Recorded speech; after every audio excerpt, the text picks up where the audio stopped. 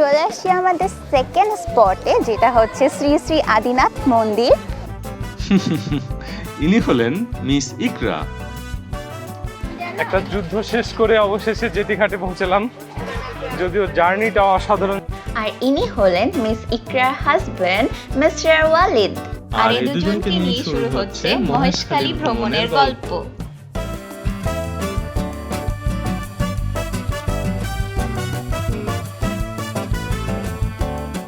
Hello travellers, আসসালামু আলাইকুম, welcome to travel with better hub. এখন বাজে রাত 9:30 আর আমরা এই মুহূর্তে দাঁড়িয়ে আছি ফকিরাপুল বাস কাউন্টারে।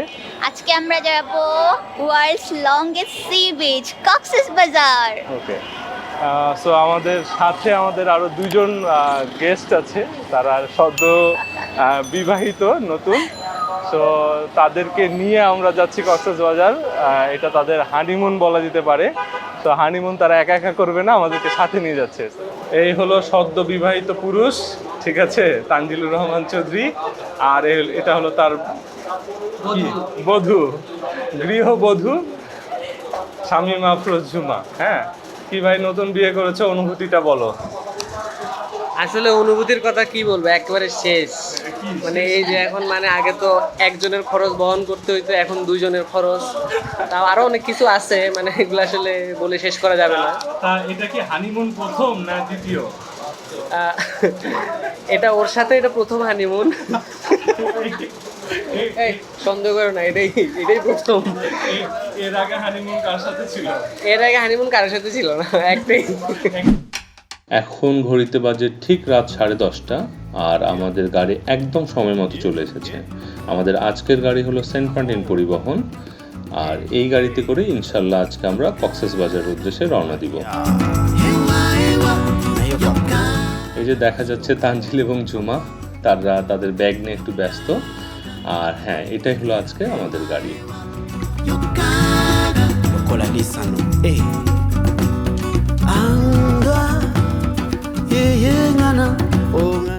আমাদের আজকের গন্তব্য ঢাকা থেকে 400 কিলোমিটার দূরে অবস্থিত সৈকত নগরী কক্সবাজার, আর আমাদের যেতে প্রায় 8 ঘন্টা সময় লাগবে। রাত 1:16 বাজে আমাদের প্রথম হোটেল বিরতি। হোটেলের নাম হোটেল অফবিট রিসোর্ট লিমিটেড। তো আমরা হোটেলে নর্মালি সবাই খেতে নামে, আমরা ফ্রেশ হতে নাম। ফুড বিরতি নিয়েছি আমরা, বলো, রিভিউ দাও। টয়লেটটা কি পরিষ্কার ছিল? একটু না ময়লা, একটু পরিষ্কার করানোর বাজে বন্ধ। তো বাংলাদেশের জন্য মেয়েদের টয়লেট পরিষ্কার থাকা খুবই জরুরি। তো আমার রিকোয়েস্ট থাকবে, যাত্রা বিরতিতে যে সকল হোটেল এবং রিসোর্টগুলো থাকে আরেকটা জিনিস, সেগুলো অবশ্যই টয়লেটটা, মেয়েদের টয়লেটটা অন্তত পরিষ্কার থাকা খুবই গুরুত্বপূর্ণ। কারণ এখানে বাচ্চারা যায় এবং মহিলারা যায়। ছেলেরা আমরা তো কোনোভাবে ম্যানেজ করে নিতে পারি, কিন্তু মেয়েদের জন্য খুবই প্রবলেম হয়ে যায় যদি টয়লেট পরিষ্কার না থাকে। শুভ সকাল। আমরা কক্সবাজারের খুব কাছাকাছি চলে এসেছি, হয়তো আর অল্প কিছু সময়ের মধ্যে আমরা কক্সবাজার পৌঁছে যাব।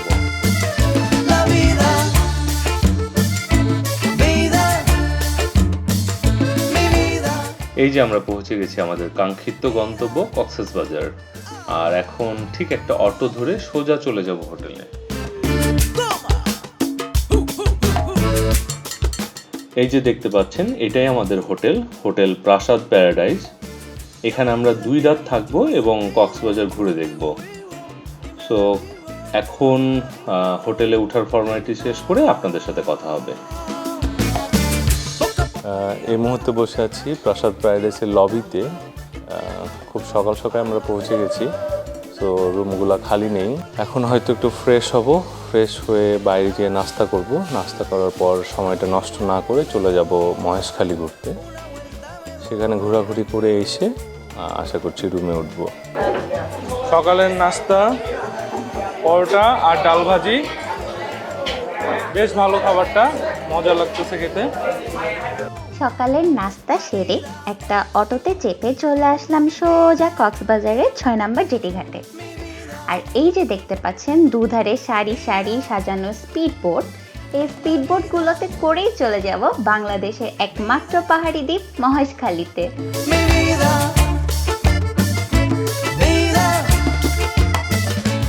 ঘাট থেকে স্পিডবোটে ওঠা আমার জন্য তো কিছুটা চ্যালেঞ্জিংই ছিল, আর ওয়ালিদের জন্য আমাকে স্পিডবোটে ওঠানো ছিল প্রায় যুদ্ধের সমান। আর ঝুমা এক হাতে ধরো ওকে, হাত ধর, হাত ছেড়ে দেস কেন?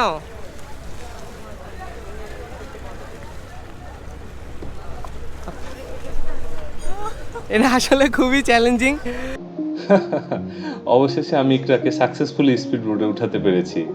সো চলেন রওনা দেওয়া যাক। I'm screaming from the bottom of this well, but you can't hear me. And I'm trying to stay cozy, but this weather's getting dreary. In the cold November rain, I'm always ending up here yearly. And I really want to fix it with all of my heart sincerely. But then every single time I try to love what I created, I can't stop myself from becoming the thing that I most hated. And the rage inside me building like a monster barricaded. And I'm trying to stay healthy, but the story's complicated. And that's why I tried to give you a fair warning to stay dry.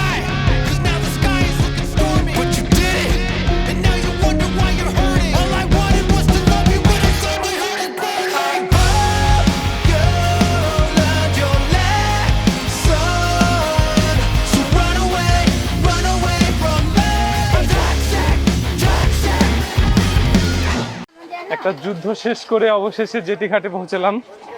যদিও জার্নিটা অসাধারণ ছিল, 20 থেকে 25 মিনিটের একটা journey, কিন্তু এটা আপনারা কেউ মিস করবেন না। এটা আপনাদেরকে আমি গ্যারান্টি দিচ্ছি যে এই জার্নিটা আপনি খুবই এনজয় করবেন।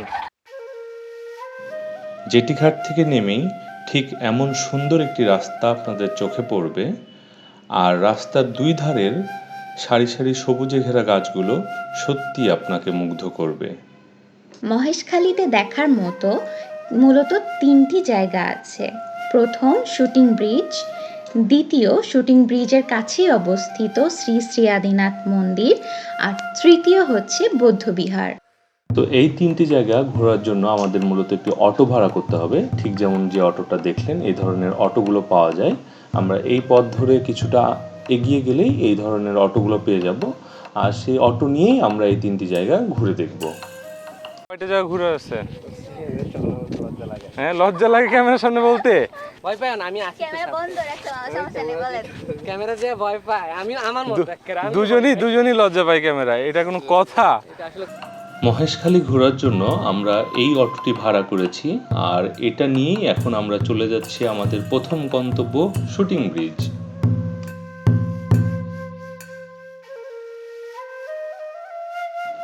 ওই যে সামনে যে ব্রিজটি দেখা যাচ্ছে, এটাই মূলত শুটিং ব্রিজ নামে পরিচিত। এটা শ্রী শ্রী আদিনাথ মন্দিরের খুব কাছেই অবস্থিত।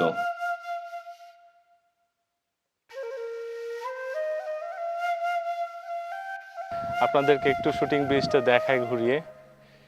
এটা দেখতে অনেকটা এরকম নিরিবিলি, বেশ সুন্দর।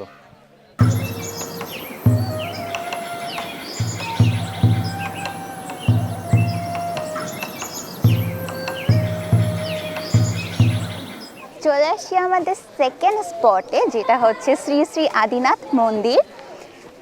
মন্দিরটা বেশ উঁচু একটা পাহাড়ের উপর অবস্থিত, অনেকগুলো সিঁড়ি বেয়ে উঠতে হবে। আমার তো অবস্থা খারাপ, এমনিতেই অনেক গরম, তাই না? হ্যাঁ, অনেক গরম। তো দেখা যাক কি অবস্থা হয়। আর অল্প কয়টা সিঁড়ি,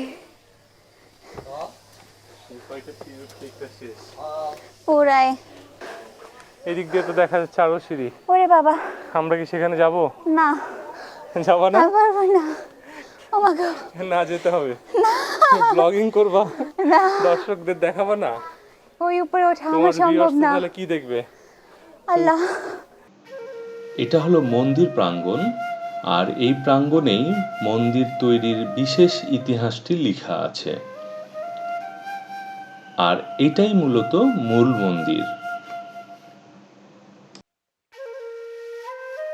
এই মন্দির থেকে এইদিকে আরো একটা কিছু আছে, সো ওইটা একটু এক্সপ্লোর করে আসি, যাই কি আছে ঘুরে আসি।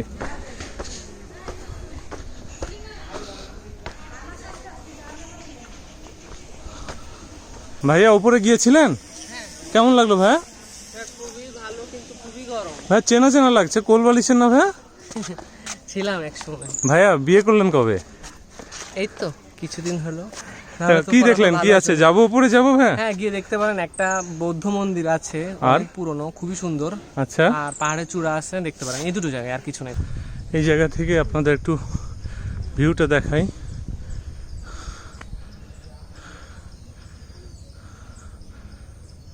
আই থিঙ্ক এখানে একটা কিছু আছে, সেটা একটু দেখে আসি। ভেরি ইন্টারেস্টিং মনে হচ্ছে।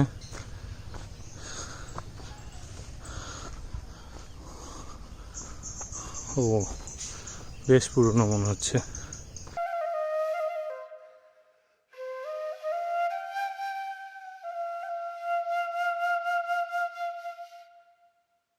পাহাড় থেকে নেমেই আমরা এক বৈদেশিককে পেয়ে গেলাম এবং তাকে জিজ্ঞেস করে বসলাম আমাদের মহেশখালী তিনি কেমন উপভোগ করছেন। How you are enjoying this area? It's very nice. So I'm staying in Cox's Bazar, and I like the fact that you can go in the beach and enjoy the beach, and in the same time you can also come here. There is the forest, and you have some religious places to visit. So it's both leisure and also you can discover places. So yeah, it's a nice area. Adinath মন্দির থেকে এবার আমরা চলে আসলাম আমাদের শেষ গন্তব্য বৌদ্ধবিহারে। কিন্তু এখানে আসার পর আসলে আমরা একটু হতাশ। দেখতেই পাচ্ছেন একটা বিজ্ঞপ্তির মাধ্যমে জানানো হয়েছে যে এখন প্রবেশ নিষেধ।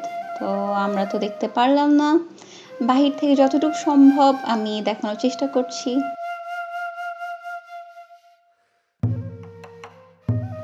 সারাদিনের ঘোরাঘুরির পর এবার একটু খাবার পালা।